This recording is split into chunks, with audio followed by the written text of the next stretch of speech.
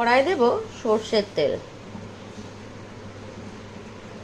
তেল গরম হয়ে গেছে, কিছু পাঁচ ফোড়ন দিয়ে দেব,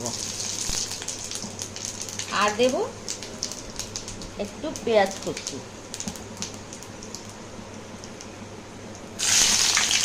এর মধ্যেই দিয়ে দেব উচ্ছেগুলো।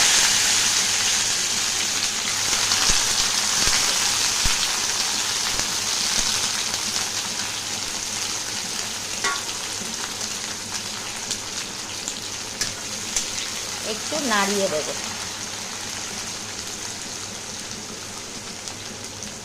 উচ্ছে রান্না করলে সব সময় কিন্তু আগে উচ্ছেটাকে ভেজে নিলে ভালো হয়।